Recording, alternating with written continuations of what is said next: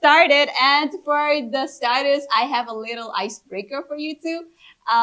If you are ready, I will ask you a few questions, and it is called "Who is more likely to?" So the first question is, who is more likely to say read 5 articles? Who is more likely to overthink deadlines? Me too. Both. Yeah. Me too. Who is more camera shy? Again, Both. all first. Who is more likely to pick Ultraman over research papers? Yeah. Ta-da! Who has a PhD in Korean barbecue and Korean fried chicken? Not really humble. Yes. Who's more likely to pick dancing over other hobbies? If it's Physical dance for her. spiritual dancing. Yeah. What exactly is spiritual dancing? I wanted to ask more about this. Can you just 50 seconds, 40 seconds? It's kind of like a joke for me with the learning support team, especially Amelia. Uh-huh. Sometimes Amelia asks us to kind of dance, but I'm not really good at dancing. So I say, okay, spiritually, we have a dance. And Oh, then just finish. close your eyes and we're all dancing together. Is it like that? Yeah, it's half hour, yes, finish. He was supposed to Call do me a dancing. sometimes. Yeah, he was supposed to do a dancing for my birthday also, but actually it was only a spiritual dancing. Yeah, Yeah. it's really It's not visible. No, it was not. Ah, okay. Makes sense. I'm going to talk to Amelia about this later.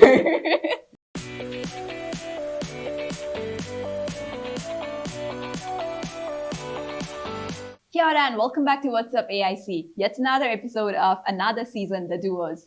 Sometimes, all it takes is that one person to see something in ourselves, even before we see it. And today's episode is about that connection, that relationship between a lecturer and a student, and how the right kind of support, guidance, and belief can lead us flourish and grow not just academically, but personally.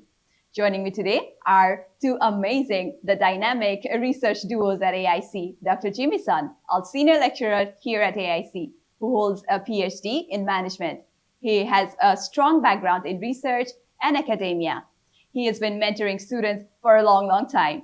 His work spans across AI, business innovation, employee well-being, and sustainability. Whereas the other side, I have Chathurika, one of the peer tutors, a student here at AIC, who is almost finishing her journey from the research pathway and an amazing peer tutor here at AIC. Welcome to the show, Jimmy and Chathurika.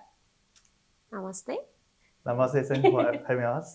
Yeah. Namaste, Aiboan, Ni hao. Ni hao. Yeah, Aiboan. How are you guys feeling today? A little warm, but A little yeah, hot, good. right? But it's a Yeah. warm welcome to What's Up AIC as we Yeah. talked before. Yeah, It's nice. that's just a joke for me, actually. Yeah, and Jimmy is really creative. Thank you so much for that. I'm going to remember this throughout all the episodes now because we're going to have the duos filming in this particular room, I guess, for a long time. Also, I heard a rumor about your favorite research assistant. It's not a student, right? Yeah, it's a very cute research assistant. It's our dog, YY. Uh-huh. He's currently an online tutor in my research inquiry class. Very interesting. Yeah. Yeah, sometimes you may see him kind of answering some question by barking. Uh-huh. Yeah, Beautiful. I would love to have a session with YY. good. Sure.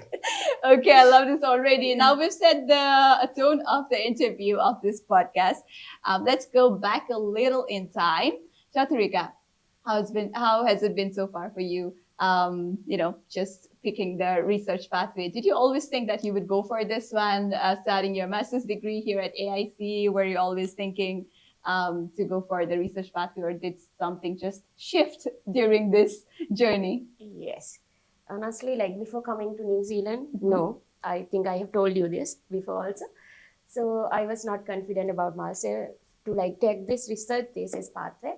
So I was always considering the coursework pathway because I can still remember my agent was also like explaining me all the benefits that I get along with the research thesis pathway. But no, I was very confident that I should choose coursework pathway. But eventually my confidence grew up like step by step. So yeah, here I am now doing the research with Jimmy. And honestly, how confident were you at the start of this whole thing? Like just finishing 4 papers and going to the research pathway from the 5th itself. Were you like super confident? Yes, confidence. Like if Jimmy can remember, I think I have asked whether I'm capable of doing this research thesis pathway like million times Oh my when God. I was in second block from Jimmy. So yeah, actually I was not confident. And also I have not told this to Yuri, that's my project management lecturer. He also one of the greatest pillars behind my decision to take this research pathway.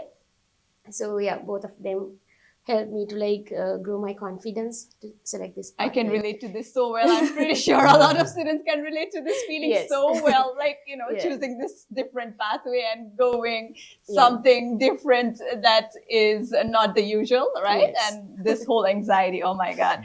And Jimmy, when you first came across Chathurika's work, was there what exactly stood out to you that made you think, okay, she's the one for the research pathway? Was there a moment, something like that? Let's listen to it. I think that's a really good question. I would say the most important thing would be passion. So you can see when Chathurika explained her research, is quite passionate about her research topic or research pathway. So I think that's the first thing. And also, I'm fortunate to have Chathurika in her very first 2 blocks, starting from research inquiry and then analytics for managers. So she's quite diligent student in my cohorts, and also he's one of the top students in my cohorts. And he's always asking questions, and that's really kind of like a really good foundation.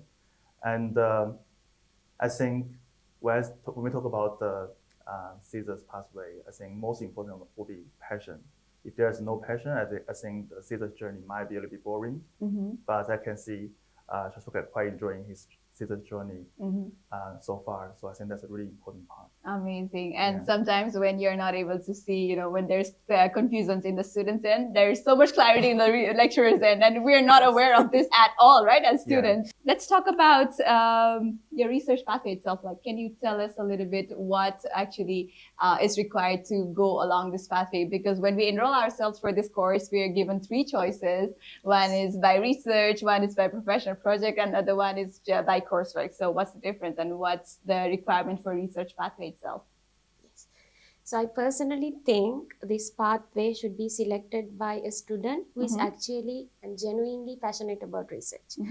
Not because of the flexibilities that we get along with the pathway, that we can skip the lectures and also we get the unlimited work opportunities. But still, I don't think those flexibilities should be the reason to select this pathway. If someone is really passionate about research and they can manage their time effectively, so yeah, I think those are the students who should be selecting this and pathway. not stick to the flexibility that comes along with Yes, it, like 40 hours of working hours, right? And all the not having to attend the classes. That's not the requirement. That's not the factors to consider. That should be really secondary, right? So I forgot to ask you about your paper actually. What exactly is the paper that you're working on towards for this research pathway? Okay, it's a combination of sustainability and also the banking sector, because my professional background is coming from the banking sector. So I combine my interest on sustainability and also the banking sector experience together. So I'm trying to build up a new framework which can support New Zealand banking sector to advance sustainability within their operations. Amazing. I hope this thing reaches out to all the bankers out there and come hunting for Chathurika. Fingers crossed. There's a lot of contribution that's going to happen from your work, and I can already see it coming from a supervisor like Jimmy and the diligent student like yourself. So coming back to the research pathway, what kind of mindsets and habits is actually required, once you get into this path? Because it's not all flowers and roses, right? It's really hard sometimes. And so what's that mindset that students should have while going for this pathway? Good question. Because I think consistency is the biggest thing. Because our motivation comes and goes, but we have to be very consistent. And also we should be having self-confidence and self-discipline as well. Other than that, we should be capable of managing multiple tasks and also time. And we should be very open to feedback as well, because throughout this journey, we are always getting different types of feedbacks from different people, also from our supervisors and also from other lecturers, students, from everyone. So we should be open to feedback. Other than also, that, there are a lot of distractions around, right? How do you keep yourself together? Coming back to your paper, no, I'm not supposed to go there. No, I'm not supposed to do that. I just should focus here. How do you do that to yourself? Yes, that's why I told you self-discipline is very important, which I'm lack of. But Uh-huh. yeah. But you're still the best Yeah. among them. And from Jimmy, from your experience being with so many students, what makes them research ready just beyond grades? And I wanted to hear from a lecturer perspective, and how do you bring them back together, back to the task again? Because you might have witnessed them, just being distracted and not doing the work that they're actually required to do and doing everything else. How do you bring themselves back to the track? I think that's a really good, very difficult question to answer, and also really difficult to manage those things. Even we are kind of like a relatively researcher doing research for several years, but still we have some procrastination sometimes. So in my opinion, it's mostly about setting appropriate timeline to finish those tasks. Also, when we finish each research project, so think about the milestones or break it down into different pieces of work. So actually, doing research sometimes is kind of like solving a problem in a specific projects. And also, as mentioned by Chathurika, there are a lot of task points mentioned in the research. For example, your project management skills is also important. So I think for me, definitely it's really difficult to manage multiple tasks, even for me as well. But I think setting up specific goals and also collaborate your colleagues or any other researchers in your project, I think also important. It's not like only one to do everything. It's not like that in research projects. So how we're going to collaborate effectively, that's also important when we consider how to finish a particular project on time. So that's also kind of in my opinion. That's amazing. You just kind of motivate the students back to the track, right? You don't just yell at them. Yeah, totally understands the difficulty they are facing. Sometimes there are some problems. It's the nature of doing a research project. I think that's totally understandable. Even when I was a master student or even in my PhD, I also have a lot of procrastination. So I think it's really important to set up those timelines and also set up some goals. And the other thing, maybe it's more personal things. So think about how to celebrate each of the milestones. So for example, Chathurika recently finished 2 chapters from her thesis. So I suggest her, think about celebrating your milestone, even if it just completes a particular task. It's worthwhile to celebrate. Even like Korean fried chicken, that would be really good. Does that celebration happen together, or does it happen separately as supervisor and a student? Like, do you go for Korean chicken? I would say it could be both, like individual, celebration, could be celebration with your family members, or sometimes the supervision team can also celebrate the milestone for the students. Because I'm pretty sure, as per the rumors around and referring to the kind of warmth that Jimmy brings in as a lecturer, and that holds a huge more contribution towards the motivation for the students when it comes to accomplishing those milestones and celebrating those.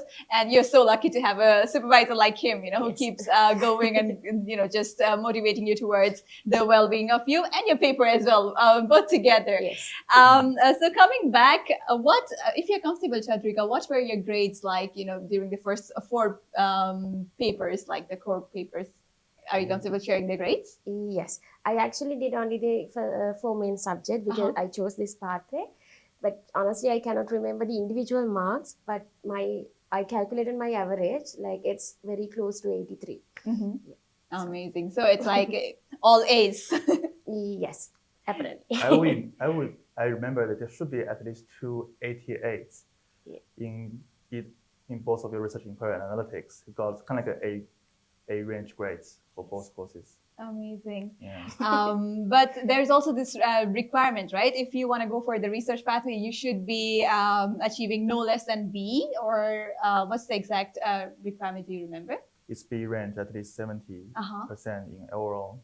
Yeah. So if any student wants to opt for the research pathway when they enroll for Masters of Applied Management course, then they should be scoring no less than B, at least an average of 70%. And they should be performing well. That means in all the 4 core papers, and then only they can decide if they want to still go for the research pathway or not, because it's challenging. It's a different journey ahead of us. Yeah. Asking from the both perspectives, from the lecturer and student, what are the advantages and challenges picking this route for your lifetime as a researcher? Like, what are the pros and cons?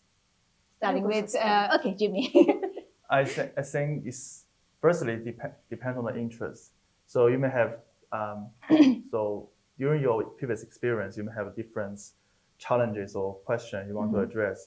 So being a researcher, sometimes we are mostly like solve a problem or address a problem in a particular context. So like Chathurika mentioned, the banking industry in the Sri Lanka context. So we face a lot of questions or problems from our previous experience or in the world. So as a researcher, I think what we can do is contribute to the knowledge or solving the problems for provide some recommendations for those organizations.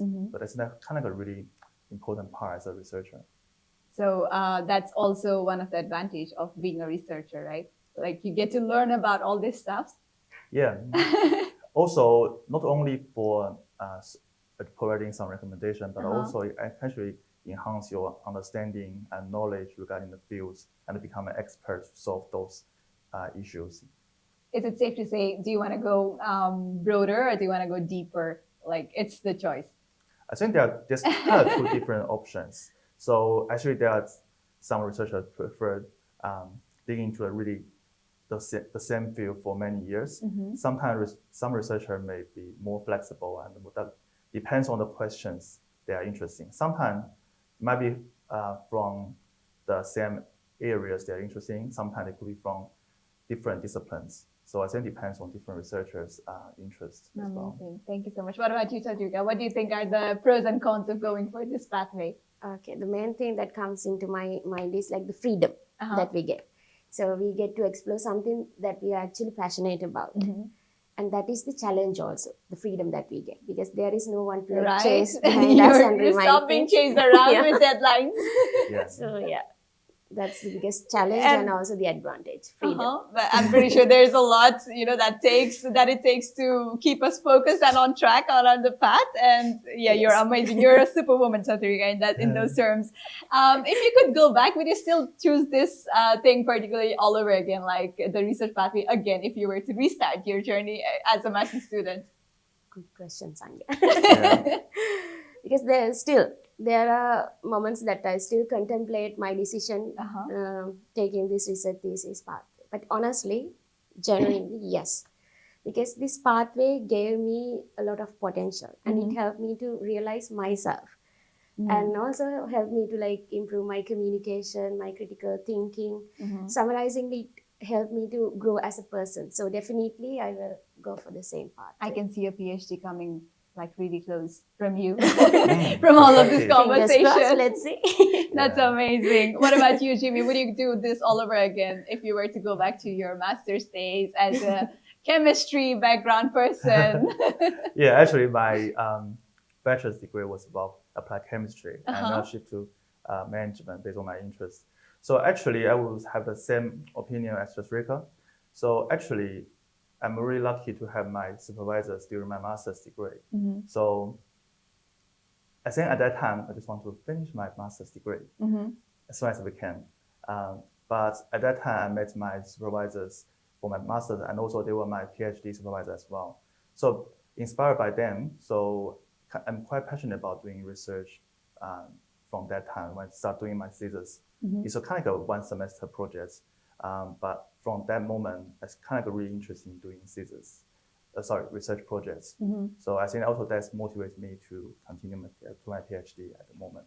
And no wonder you're still contributing so much in the well-being of the students and motivating and bringing everyone together along this path, not just walking by yourself, but holding hands of so many other learners along with yourselves. And that's really amazing, Jimmy. Yeah, you can see I apply those kind of knowledge about well-being all the time in my class. But exactly. Because it's also about the passion that you hold deep within, not just about the subject that you're enrolled for. Yes. Even if you go for, while we are enrolled for management, we can still work for something related to employee well-being, and that's really something that stands out in terms of picking the topic for your research and all of that, and that really shines the human side of you as well, and the soft and the gentle and the kind personality of yourself, Jimmy. So thank you so much for all of that. But while moving on, I'm mostly really curious about this part. What makes Jimmy stand out as a supervisor for you, Chathurika, out of so many others around you? And, like what really made him stand out for you? We should have discussed this secretly, Sandhya. Okay. I can keep it a secret. So mainly, the good fortune that he brings to students through these lucky horses. And also the cohorts, the gifts that we get as the motivation to celebrate milestones, basically chocolates.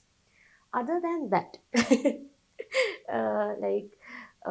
as I told you previously also, he was one of the biggest pillars behind my decision to take this research thesis pathway. And once I finalized that I should take this pathway, I was secretly manifesting that I would get Jimmy as my supervisor, to be honest.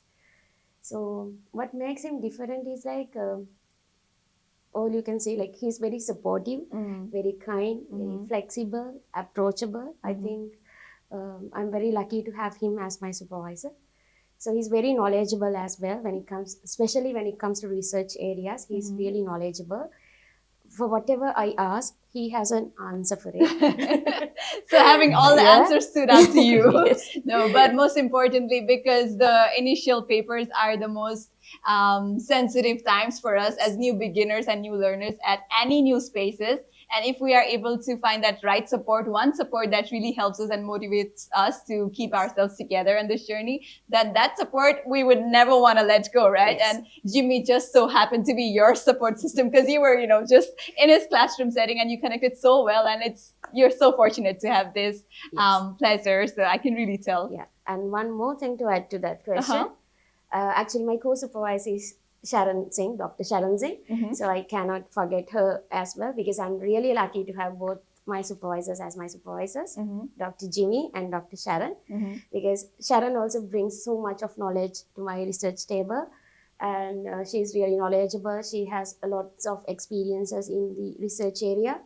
And the way she explains things, the way she analyzes things, sometimes it change the way I look at my own research as well. And also she's very kind and supportive. That somehow brings us back to the initial point. Yes. Sometimes we're not able to see anything in ourselves, but so people around us are able to see so much bigger picture. Yes. And that's greater and stronger, in so many different aspects. So coming back to Jimmy, you have worked with so many students so closely. And, how do you recognize the potential in someone you see, when they don't see it in themselves? And how do you support their growth and confidence, especially for the overwhelming students who are just starting very fresh out of their countries, starting in their first day, first class here at AIC? And how do you do that? What's that superpower that you hold? So I think I'm really good at building confidence for my students. Yes. So I think many of my previous students, they are quite diligent and also competent, especially in terms of the research parts. So I think the potential is not only about the grades, it's mostly about whether you are interested in those areas. So sometimes it could be from their personal background or maybe relevant to the passion about particular interest, about particular topics. So if they have such passion about those topics or projects, so that's a potential to do a research. Actually, I think as one of typical students, many of them are quite less confident at that time. Are we confident to do a project or publish something from their research projects? So I also have a similar feeling when I published my first article. So I think, like Chathurika mentioned, being supported. So when we have received some questions from the students, so normally we just quite trying to support as much as we can, and also answer some questions to them. So I think step by step, maybe they start from a little bit less confidence stage, and when we see lots of questions or challenges during the journey, and then we solve it together, and then their confidence will be built. Amazing. at That time. also shines a light to your initiations on campus, like inviting guest lecturers for the students on campus, like inviting the passed out students. What's the reason behind all of this? Is it only coming from the research that you held regarding employee and student collaboration on campus? Can you talk a little bit about that one? Because I've seen a lot about it, yeah. I think I want to talk about a guest lecture from student perspective first. So I think many of them, like I'm mostly teaching the first block students, so they are struggle a lot. What's going on about assessments? What's kind of the outputs or benefits they can get from this course? So I think I often want to bring my pivot students coming back to my current class to share their experience. So it's kind of like also relevant to the experiential learning cycle as well. So when they experience those things, they will reflect what they did in the previous time. And then those experiences will be highly valuable for those new students who are currently struggle with what's going on about assessment, what they can do in the near future. I think that's kind of really good example even for the new students as well, and also for those students who already finished the class and present their research projects Absolutely. in front of the others. So I think that's a really good experience. Yeah, and I remember you while we talked about this earlier, you mentioned that the post created in the classroom might be the person's first post on LinkedIn to boost their confidence and getting ready for the outside world. That's really inspiring, Jimmy. And yeah. Actually, I'm less active in LinkedIn as well, but I think many of my students did a fantastic job on those parts. Maybe this kind of experience will be their first post on LinkedIn, and they're quite excited to share the experience at the AIC on campus from their postgraduate study. I think that's a really amazing thing. If I'm a student, I'm quite lucky to post those things. Right, and we are lucky to have someone like you who thinks from so many different aspects, not just for completing assessments and getting the right grades and passing the course, but from so many different angles that would actually help the students be better in terms of a human perspective and as a in terms of personal growth itself. So yeah, that's really an amazing initiative, I think, that you've been doing, and that's such a like a starstruck moment for a lot of students that might actually help them create the very first post on LinkedIn in a country like New Zealand, where it's really important to be visible, to have tangible results. So, Chathurika, have you had a chance to be in one of his guest lectures, though? Yes. As a guest lecturer? Yes. Fortunately, in the last block, I did one guest lecture for the students who were in the first block. Studying research and inquiry, and it was a great opportunity for me as well. What was the experience for you personally?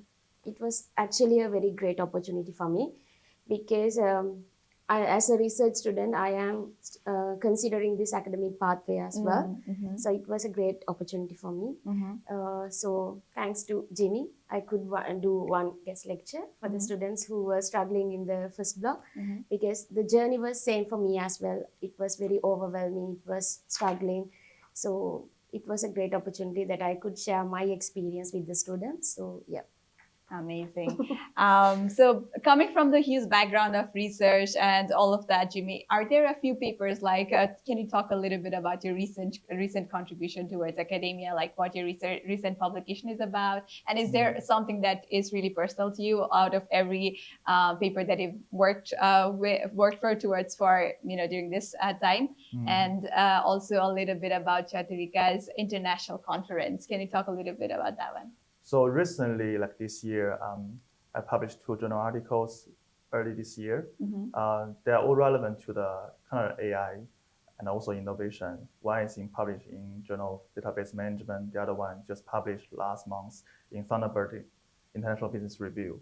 So also last year, regarding the student stuff like collaboration, I got kind of like more than 10 outputs from the collaboration between students, lecturers, and also student and lecturers. So I think that one of the meaningful papers, in my opinion, is back to the 2024. I think that was my first publication regarding AI and then how AI influenced dynamic abilities in those large-scale companies. So I think that's given me a lot of confidence to further develop, enhance my research pathway. And also I receive a lot of support from my research mentor and also other collaborators, no matter in New Zealand, also in overseas. So their support will be quite valuable for me to build my confidence. So even I'm a lecturer now, but still at the beginning, so we also need some confidence or encouragement at that time. So I think I received a lot of fabulous support from my research mentor, Associate Professor David Liu from RMIT University, and also other my colleagues. So I try to kind of like pass these kind of like good things to my students as well. But maybe at a starting point, they need their lack of confidence. They don't think they are ready to a little shy, to write right? those papers, publish those things, or present those in an international conference.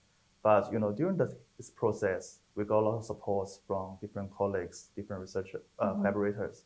So that makes the goal achievable. Without that, it's quite difficult for individuals to meet those goals. Yeah, and what was the one that you went for the recent conference about detecting the fake news? Was it also the one that you went for a conference somewhere? Can you talk a little bit about that one? So if the conference I'm going to attend next will be another conference, another papers about the responsible AI.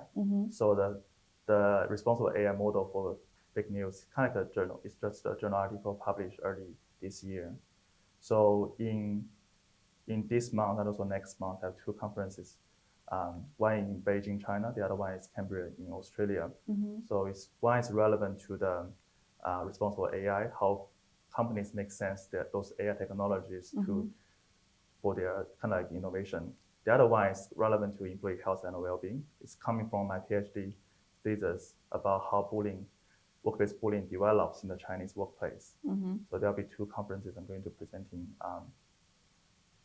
these 2 months. Amazing. That actually tells us how strong the research team is here at AIC itself. Looking at the amount of publications that we've been doing and the number of students that have been more leaning towards research pathway, it's increasing comparatively, right? So it's all because of the amazing mentorship that we get here from the lecturer's perspective as well, and also from the students' perspective. Like there's so much for us to learn and grow going this pathway, and that's really amazing. So for the last bit, what advice would you give to the students considering to go on this research pathway? I think Chathurika, I should start from you for this one. Yes. Okay. As I mentioned earlier also, I think students who are actually passionate about this research and genuinely they should be having an interest on this. Otherwise, they shouldn't take this pathway as it sounds very flexible. And also, maybe at the beginning, you might feel very unconfident. It was same for me, and I think it was same for all the other research students. But it doesn't matter. Your confidence will grow up eventually, step by step. So yeah. So with the right support, it's possible. Yes, right? exactly. Okay, and right motivation. And for you, Jimmy, what advice would you leave the students with from this conversation today at What's Up AIC? So I think the first thing I want to suggest to some potential students who might be interested in scissors. Firstly, we have a really supportive team from the Department of Applied Management. So most of our lecturers here has a really good background about research topics in different areas. So this kind of it's not like, okay, student will be independently do their thesis without any support. Actually, within this 1 year project, we have quite worked closely to support the students from 0 to 1. So sometimes we start from an idea, and also the supervisory team would support the students from kind of the idea to think about how to provide some guidance to suggest how it's going to be practical and to address the problem in the context. So if the student have kind of like a personal interest in a particular topic and intend to be the expert in this field. So for example, there'll be some, here example, for example, some students may be interested in sustainability. They want to be a sustainability advisor in the near future, or some students might be interested in data analytics, want to be the business analytics in the near future. So I think there's a kind of potential to consider thesis. And through this thesis, they will get a lot of different skills from this journey, like mentioned at the beginning by Chathurika, there will be a lot of skills will be evidence in their journey, no matter time management, professional skills, and also critical thinking. So it's all kind of evidence for this journey. So to wrap up, it's more than the number of publications and conferences and all the academic achievements. It's more about the number of lives you touch as a lecturer and as a student itself, like the amount of impact you're able to create every single day in the lives of every individual. That really counts, right? Yeah. And that actually comes from a perfect lecturer and a student relationship. And this is what actually motivates and keeps us all going in this journey. And I think this also reminds me of something about your journey here at AIC. I guess it's the third year that you've been working here as a lecturer, right? Yeah. This marks your work anniversary. And I think Chathurika mentioned that she would like to take a brief moment to talk about this a little bit, and she has planned something for you. I don't know what it is. So I would like to hand over the stage to Chathurika as a wrap-up season. Yeah. Yes, because like all the other research students and all the other students who studied from you, they don't get an opportunity to say this to you personally, but all of them are like really thankful to be learned from you. So yeah, we have a small surprise for you from all the students. I'll help you. Oh, really? Yes. And it's really small. Yeah. Oh. Don't show him. Okay, this is from all the previous current research students. Congratulations, Jimmy, on your third work anniversary at AIC. You want to share to others? Yes. Can you please show it on camera? Yeah. Evidence for his obsession on the Ultraman. Yeah, talking about Okay. Ultraman. That's Ultraman Jimmy. And I think this actually perfectly reflects how so many students, genuinely see you, Jimmy. There are a lot of warm messages intact in this special creation. Oh, I thanks really so much for enjoy that. I didn't expect that. That's so surprise for me. Because normally he's really good at surprises and giving gifts. So it's our chance to show the respect for you also. Thanks for I did theme like Ultraman. Amazing. With that, thank you so much. Yeah. I'll leave you to the messages and we can read out some later together. Yes. Well, thank you so much for doing this with me today. And it was really amazing to have you both. The research dynamic duos on campus. Thank you for joining me for What's Up AIC. It was really great having you. Thank you. So, Thank you likewise. so much. Thank you so much. Okay. Thank you. Sometimes all it takes is that one person to believe in ourselves, but it also takes the self-belief and motivation to keep going. That was What's Up AIC, the special episode of the Duo season. Thank you so much for watching. Thank you so much for tuning in, and I will see you soon. Ka kite ano, until next time.